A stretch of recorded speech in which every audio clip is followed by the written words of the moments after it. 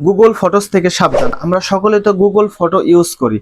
তো গুগল ফটোর ভিতরে এমন একটা সেটিংস আছে যেখানে আপনার ছবি ভিডিও অন্য কারো কাছে চলে যেতে পারে, আপনার পার্সোনালিটি যে কোনো সময় লিকেজ হইতে পারে। তো আপনার গুগল ফটো এমনভাবে সেটিংস করে রাখুন যাতে হচ্ছে আপনার গুগল ফটোর ছবি অন্য কেউ শেয়ার করে না নিয়ে যেতে পারে। এই কাজটি করার জন্য আপনার গুগল ফটো যে অ্যাপসটা আছে এটা ওপেন করবেন। ওপেন করার পরে যে এখানে প্রোফাইল আইকনটা আছে এর উপরে ক্লিক করুন। ক্লিক করার পর নিচের দিকে আসবেন, এখানে দেখতে পাইতেছেন ফটো সেটিংস।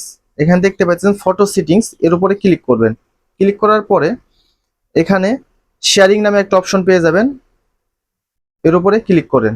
ক্লিক করার পরে এখানে পার্টনার শেয়ারিং, এর উপরে ক্লিক করবেন।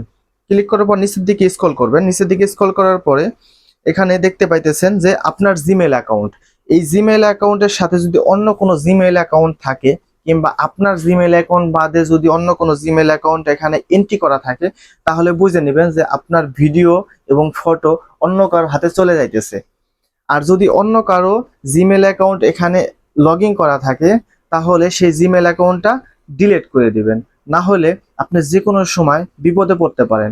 তো আমরা তো অনেক সময় ছবি তুলি কিংবা ভিডিও করি, সেই পার্সোনাল ভিডিওগুলা অন্য কারো হাতে গেলে আপনি যে কোনো সময় ব্ল্যাকমেলের শিকার হইতে পারেন।